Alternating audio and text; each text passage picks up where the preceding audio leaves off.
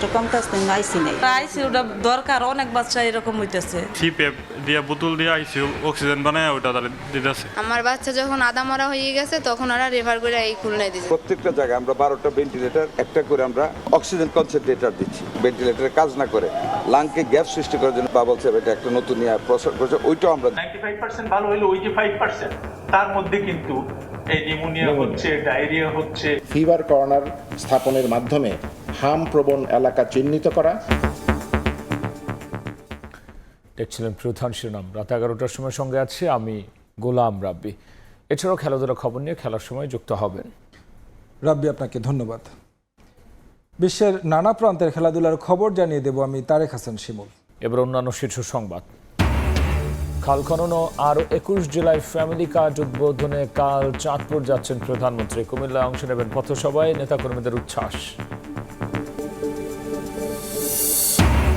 বিএনপির অঙ্গ সহযোগী সংগঠনে আসছে নতুন নেতৃত্ব। সাংগঠনিক গতিশীলতা বাড়াতে নিয়মিত কাউন্সিলের চিন্তা। বিলম্বের জন্য আওয়ামী লীগকে দোষারোপ। স্থানীয় সরকার নির্বাচন সুষ্ঠু হওয়া নিয়ে শঙ্কা জামায়াত আমিরের। দলীয় প্রশাসক নিয়োগের সমালোচনা। গণভোটের রায় বাস্তবায়নে লড়াই চালিয়ে যাওয়ার ঘোষণা। তিস্তা নিয়ে ভারত চীন আগ্রহের দোলা চলে বাংলাদেশ। জাতীয় অগ্রাধিকার নির্ধারণের পরই অর্থায়ন নিয়ে হবে সিদ্ধান্ত। ভারসম্পূর্ণ কূটনীতি বড় চ্যালেঞ্জ। 2000 টাকা আনলে আমরা এক ব্যাগও বাজার করতে পারি না। আমরা 1 কেজি করলা 80 টাকা কেজির কথা কয়, আমি 60 টাকা কেজি বললাম, দিব না। চড়ে থাকা বাজারে ক্রেতার না বিশ্বাস। সবজির পর বাড়তে শুরু করেছে পেঁয়াজের ঝাঁজ। কেজিতে বেড়েছে 10 টাকা। পরিবহন খরচের অজুহাতে ডিমের দামেও অস্থিরতা।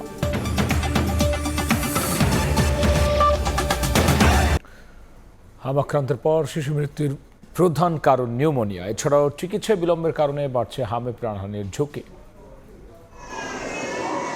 প্রতিদিন হাম এবং হাম পরবর্তী জটিলতায় শিশু মৃত্যুর ঘটনায় উদ্বিগ্ন গোটা জাতি। এমন পরিস্থিতিতে শুক্রবার সকালে রাজধানীর মিন্টো রোডে এক সেমিনারের আয়োজন করেন বিশেষজ্ঞ চিকিৎসকরা, যেখানে হামজনিত নিউমোনিয়ায় করণীয় সম্পর্কে আলোচনা করেন তারা। এ সময় চিকিৎসকরা বলেন, হাম পরবর্তী জটিলতা হিসেবে ফুসফুসের সংক্রমণ বা নিউমোনিয়ায় আক্রান্ত হচ্ছে 5 থেকে 7% শিশু, যাদের মধ্যে পুষ্টিহীনতা কিংবা চিকিৎসা নিতে দেরি হয় পরিস্থিতি নিয়ন্ত্রণের বাইরে চলে যায়। হামে আক্রান্ত রোগীদের শরীরের রোগ প্রতিরোধ ক্ষমতা ব্যবস্থা খুবই ব্যাহত হয়, রোগ জীবাণুকে চিনতে পারে না। 95% ভালো হইলো, ওই যে 5% তার মধ্যে কিন্তু এই নিউমোনিয়া হচ্ছে, ডায়রিয়া হচ্ছে। এদিকে দেশে প্রতি বছর প্রায় 24,000 শিশু নিউমোনিয়ায় আক্রান্ত হয়ে মারা যায় উল্লেখ করে বিশেষজ্ঞ চিকিৎসকরা নিউমোনিয়ায় আক্রান্তদের প্রতি বাড়তি নজরদারির আহ্বান জানান। একই সঙ্গে দেশের প্রতিটি অঞ্চলে ফিভার কর্নার স্থাপনের পরামর্শ দিয়ে চিকিৎসকরা বলেন, এর মাধ্যমে দ্রুত রোগ শনাক্ত করে আক্রান্ত শিশুকে চিকিৎসার আওতায় আনা সম্ভব হবে। দেশের প্রত্যন্ত অঞ্চলে উপজেলা, জেলা এবং বিভাগীয় পর্যায়ে স্বাস্থ্যকেন্দ্রগুলোতে ফিভার কর্নার স্থাপনের মাধ্যমে হাম প্রবণ এলাকা চিহ্নিত করা। আর্লি চিকিৎসা যদি করতে পারে, with given antibiotics and other supports, oxygen support সব কিছু দিয়ে দিতে পারে, তাহলে কিন্তু আমাদের এইটা মৃত্যু কমিয়ে আনা অনেকখানি সম্ভব। এদিকে হামের মতো একই লক্ষণ নিয়ে অনেক রোগী চিকিৎসা নিতে আসলেও এসব রোগের ভাইরাস শনাক্তে কাজ চলছে বলে জানান বিশেষজ্ঞ চিকিৎসকরা। আমরা দেশের বক্ষব্যাধি বিশেষজ্ঞগণ। মাইমুনা হায়দার চৌধুরী, সময় সংবাদ, ঢাকা। খাল খনন কর্মসূচি উদ্বোধন করতে 2 দশক পর কাল চাঁদপুর সফরে যাচ্ছেন প্রধানমন্ত্রী তারেক রহমান। পাশাপাশি ভার্চুয়ালি আরও 21 জেলায় যুক্ত হয়ে উদ্বোধন করবেন ফ্যামিলি কার্ড কর্মসূচির। এছাড়াও কুমিল্লার পথসভাতেও যোগ দেওয়ার কথা রয়েছে তাঁর।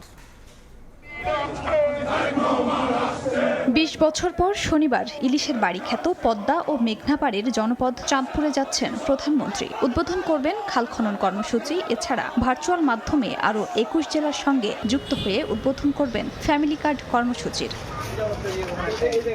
সফরসূচি অনুযায়ী রাজধানীর গুলশানের বাসভবন থেকে চাঁদপুরের উদ্দেশ্যে রওনা দেবেন প্রধানমন্ত্রী। যাত্রাপথে কুমিল্লার বরুড়া উপজেলার লক্ষ্মীপুর বাজার মাঠে পথসভায় যোগ দেওয়ার কথা রয়েছে তার। এ উপলক্ষে প্রয়োজনীয় প্রস্তুতি সেরেছেন জেলা ও উপজেলা প্রশাসন এবং স্থানীয় দলীয় নেতাকর্মীরা। জলাবদ্ধতা সহ যানজট সহ যে সকল সমস্যাগুলি আছে, এই সমস্যাগুলি ইতিমধ্যেই শেষ হওয়ার জন্য কাজ শুরু হয়ে গেছে। দুপুরে চাঁদপুরের শাহরাস্তির খোর্দখাল এবং সদরের বিশ্বখাল পুনর্খনন কর্মসূচির উদ্বোধন করবেন তারেক রহমান। বিকেলে চাঁদপুর সরকারি কলেজ মাঠে বিতরণ করবেন ফ্যামিলি কার্ড। এক পলক দেখার জন্য আমাদের প্রিয়তাকে ওদের আগ্রহে আছে, কখন ওনাকে দেখবে। ওনার কাছে আমাদের অনেক প্রত্যাশা স্টেডিয়ামটা আরও বেশি সুসজ্জিত হয় এবং ছোট ছোট মিনি স্টেডিয়াম প্রত্যেকটা উপজেলায় হয়। ইপিজেডের সম্পর্কে আমরা যেটা বলেছি, চাঁদপুর জেলায় যেন একটি ইপিজেড হয়। প্রত্যাশা থাকবে আমাদের প্রধানমন্ত্রীর কাছে যে আমাদের এই জিনিসগুলো যেন আমাদেরকে চলমান করে। সরকারি এসব কর্মসূচি শেষে চাঁদপুর জেলা ক্লাবে বিএনপির সাংগঠনিক সভাতেও যোগ দেওয়ার কথা রয়েছে প্রধানমন্ত্রী তারেক রহমানের। খাদিজা স্বপ্না, সময় সংবাদ। নতুন নেতৃত্ব আসছে ক্ষমতাসীন বিএনপির সহযোগী সংগঠনে। বিএনপির সিনিয়র যুগ্ম মহাসচিব রুহুল কবির রিজভী জানিয়েছেন, সাংগঠনিক গতিশীলতা বাড়াতে দ্রুতই নিয়মিত কাউন্সিলে ফিরতে চায় বিএনপি। আওয়ামী শাসনের বিরুদ্ধে 16 বছর রাজপথের প্রমিথিউস হয়েছিল ছাত্রদল, যুবদল সহ বিএনপির অঙ্গ সহযোগী সংগঠন। গণতন্ত্র ও ভোটাধিকার রক্ষার দীর্ঘ লড়াইয়ে জাতীয়তাবাদী আদর্শের নেতাকর্মী ও সমর্থকদের হতে হয় হামলা, মামলা, জেল জুলুমের শিকার। রাজপথের যোদ্ধাদের হার না মানার সাহসে 24-এর গণঅভ্যুত্থানে পতন হয় শেখ হাসিনার শাসনের। নানা চড়াই উতরাই পেরিয়ে নির্বাচনের মধ্য দিয়ে সরকারে এখন বিএনপি। শপথ করিতেছি যে ক্ষমতাসীন বিএনপি ও অঙ্গ সহযোগী প্রায় সব সংগঠন বর্তমানে মেয়াদ উত্তীর্ণ। নিয়মিত কাউন্সিল না হয় মূল দল সহ 11টি অঙ্গ সহযোগী সংগঠনের মধ্যে 10টির মেয়াদ শেষ হয়েছে অনেক আগেই। নিয়মিত কমিটি গঠন প্রক্রিয়া থমকে যাওয়ার পেছনে আওয়ামী দুঃশাসনকে দুষছেন নেতাকর্মীরা। যুবদলের কেন্দ্রীয় কমিটি নতুন কমিটি হওয়ার ক্ষেত্রে সিদ্ধান্ত নেবেন জনাব তারেক রহমান, উনি আমাদের সাংগঠনিক অভিভাবক। নেতৃত্ব নির্বাচনে আমাদের সংগঠনও নিজস্ব আলাপ আলোচনার ব্যাপার আছে এবং আমাদের যে মূল সংগঠন বিএনপি ফাদার সংগঠন তাদেরও দিক নির্দেশনা এইসব মিলিয়ে আমরা এগুলো তৈরি হবে। আগামী যে যারাই নেতৃত্বে আসবে তারা ইনশাআল্লাহ দক্ষতার সহিত এটি করবে। আমাদের যে সকল প্রচেষ্টা আমরা চলমান রেখেছি। বিএনপির সিনিয়র যুগ্ম মহাসচিব রুহুল কবির রিজভীও বলছেন, নিয়মতান্ত্রিক রাজনৈতিক কর্মসূচিতে বাধার কারণে সঠিক সময়ে এসব সংগঠনের কমিটি করা সম্ভব হয়নি। আস্তে আস্তে সেগুলো ফিরে আসবে। নিয়মিত সম্মেলন, কাউন্সিল, নতুন কমিটি, সেগুলো নিশ্চয়ই হতে থাকবে। তবে এসব সংগঠনের সুবিধাবাদীরা যাতে যুক্ত না হতে পারে তা নিশ্চিত করার কড়া হুঁশিয়ারি বিএনপি হাইকমান্ডের। দলীয় লাঠিয়াল বাহিনী নয়, বরং ইতিবাচক কর্মকাণ্ডে অঙ্গ সহযোগী সংগঠনগুলোকে সরব দেখতে চায় বিএনপি। হাসান ওয়ালি, সময় সংবাদ, ঢাকা। স্থানীয় নির্বাচন সুষ্ঠু হওয়া নিয়ে শঙ্কা প্রকাশ করেছেন জামাত আমির, তবে নির্বাচনে অংশ নেওয়ার বিষয়ে নিশ্চিত করেছেন তিনি। বিকেলে রংপুরে মডেল কলেজ মিলনায়তনে উপজেলা ও থানা আমিরদের নিয়ে বিভাগীয় সম্মেলনে অংশ নিয়ে কথা বলেন ডাক্তার শফিকুর রহমান। বিভিন্ন জায়গায় দলীয় প্রশাসক নিয়োগের সমালোচনাও করেন বিরোধী দলীয় নেতা। দেশের 70% মানুষ গণভোটের পক্ষে রায় দিলেও সরকার তা অগ্রাহ্য করছে বলে মন্তব্য করেন তিনি।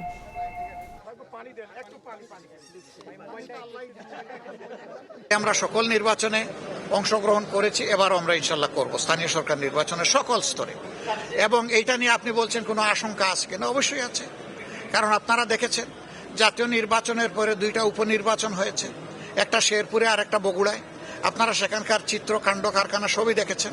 আমরা এই ব্যাপারে শঙ্কিত যে আদৌ সুষ্ঠু নির্বাচন হবে কিনা। ইতিমধ্যে সরকারি দল অনেক উল্টাপাল্টা করে ফেলেছে। তারা গণভোটকে অগ্রাহ্য করেছে, তারা বাংলাদেশ ব্যাংকের গভর্নর পরিবর্তন করে অত্যন্ত দুর্বল বিতর্কিত একজন মানুষকে সেই সম্মানজনক জায়গায়, আমানতের জায়গায় বসিয়েছে।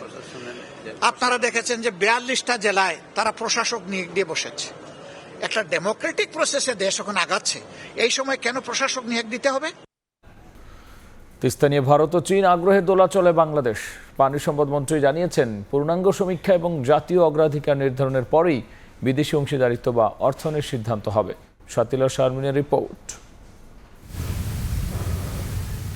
এক সময়ের জল টলমলে তিস্তা এখন নিজেই ভুগছে খরায়। উজানে ভারতের গজলডোবা ব্যারেজ নির্মাণ তিস্তাকে শুধু মৃত্যুর দিকে ঠেলে দেয়নি, ক্ষতিগ্রস্ত করেছে উত্তরাঞ্চলের অর্থনৈতিক স্থিতি, সামাজিক ভারসাম্য, যার প্রভাব বহন করছেন 2 কোটিরও বেশি মানুষ।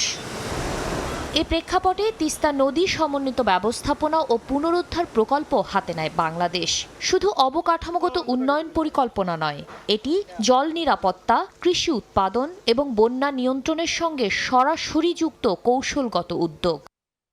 সবশেষ 6 মে বেইজিং সফরে পররাষ্ট্রমন্ত্রী ডক্টর খলিলুর রহমান চীনের পররাষ্ট্রমন্ত্রী ওয়াং ইর সঙ্গে বৈঠকে তিস্তা প্রকল্পে দেশটির কারিগরি এবং আর্থিক সহযোগিতা নিয়ে আলোচনা করেন। এরপর নয়াদিল্লির কূটনৈতিক মহল বিষয়টিকে নতুন করে পর্যবেক্ষণ শুরু করে। তবে পানি সম্পদ মন্ত্রী বলছেন, তিস্তা প্রকল্পের সম্ভাব্যতা যাচাই এখনো সম্পূর্ণ হয়নি। এই মুহূর্তে আসলে কথা বলার মতো দৃশ্যমান তিস্তা মহাপরিকল্পনা নিয়ে একেবারে ইমিডিয়েট কোনো সিদ্ধান্ত দিয়ে দেওয়া, এই ধরনের কোনো অবস্থান তৈরি হয়নি।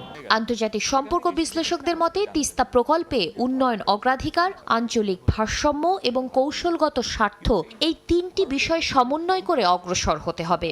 আমার প্রয়োজনের নিরিখে আমার এই তিস্তা প্রকল্প বাস্তবায়ন জরুরি দরকার, এটা মাথায় রেখে এখন আমি কিভাবে পদ্ধতিগতভাবে এগোবো সেটা আমাদের সিদ্ধান্ত নিতে হবে। তাদের মতে ভারসাম্যপূর্ণ ও বাস্তববাদী কূটনৈতিক সম্পর্ক বজায় রেখেই দীর্ঘমেয়াদী জাতীয় স্বার্থ নিশ্চিত করা সম্ভব। জনগুরুত্বপূর্ণ এই প্রকল্পে প্রতিবেশী রাষ্ট্র ভারত এবং চীনের আগ্রহকে সামলাতে হবে কূটনৈতিকভাবে এবং সর্বোপরি এই প্রকল্পকে দ্রুততার সঙ্গে এগিয়ে নিয়ে যেতে হবে। শাতিলা শারমিন, সময় সংবাদ, ঢাকা। আসন্ন কোরবানির ঈদকে কেন্দ্র করে ঢাকা দক্ষিণ সিটি কর্পোরেশনে মোট 11টি পশুর হাট বসবে। রোববার থেকে এই সংক্রান্ত ওয়ার্ক অর্ডার দেওয়া হবে বলে জানিয়েছেন ঢাকা দক্ষিণ সিটি কর্পোরেশনের প্রশাসক মোহাম্মদ আব্দুল সালাম। বিকেলে সরকারি কর্মচারী হাসপাতাল মোড়ে শাহবাগ থানা বিএনপি আয়োজিত বৃক্ষরোপণ কর্মসূচিতে এই কথা জানান তিনি। বলেন, হাটগুলোর নিরাপত্তা জোরদার করতে মনিটরিংয়ের পাশাপাশি থাকবে কন্ট্রোল রুম। তিনি আরও বলেছেন, সরকারের বিরুদ্ধে কোনো ইস্যু না পেয়ে মিথ্যা ইস্যু তৈরি করে পরিস্থিতি ঘোলাটে করতে চাইছে বিরোধী দল। রাজধানীতে টানা 2 সপ্তাহ ধরে চড়া মূল্যে বিক্রি হচ্ছে বেশিরভাগ সবজি। নতুন করে সপ্তাহ ব্যবধানে কেজিতে 10 টাকা বেড়েছে পেঁয়াজের দর, আর ডিমের ডজনে বেড়েছে 15 টাকা। নিত্যপণ্যের এমন উচ্চ মূল্যের বাজারে নাভিশ্বাস সাধারণ ভোক্তার। শুক্রবার ছুটির দিনে বাজারে চাপ বাড়লেও নিত্যপণ্যের উচ্চ মূল্যে ক্রেতার নাভিশ্বাস। চলতি মাসের শুরু থেকেই সবজির বাজারে আগুন। শুক্রবার রাজধানীর কারওয়ান বাজারে ঘুরে দেখা গেছে বেশিরভাগ সবজি বিক্রি হচ্ছে 80 থেকে 100 টাকায়। বেগুন 80 থেকে 100, পেঁপে 100, কাঁচামরিচ 120 টাকা কেজিতে বিক্রি হচ্ছে।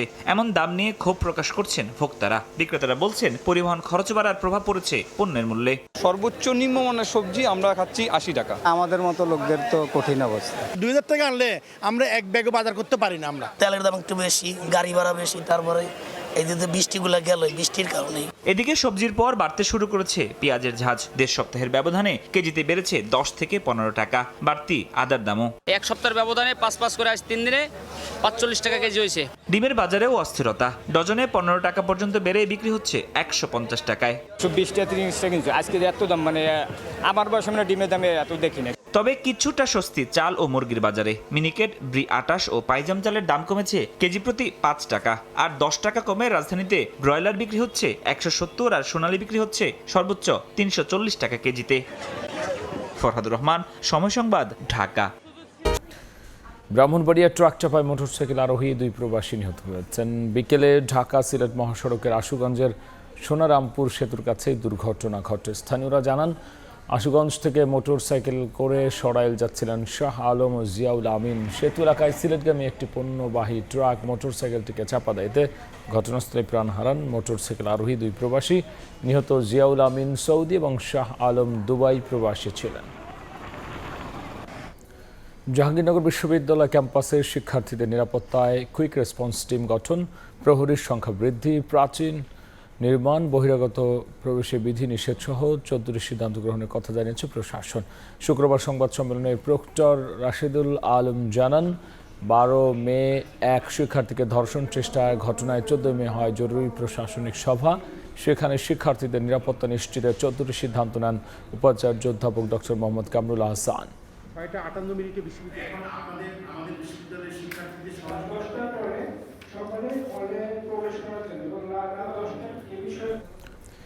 বেইজিংয়ে দ্বিতীয় দফার বৈঠকে যুক্তরাষ্ট্র চীন সম্পর্ক নতুন মাত্রায় নিতে একমত হয়েছেন 2 দেশের প্রেসিডেন্ট।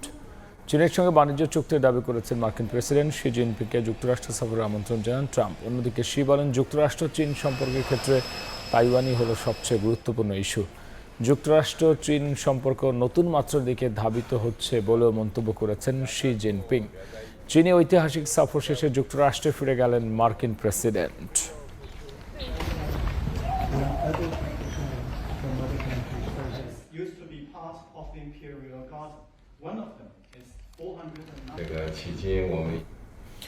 এই ছিল আমার কাছে থাকা দেশ বিদেশের খবর।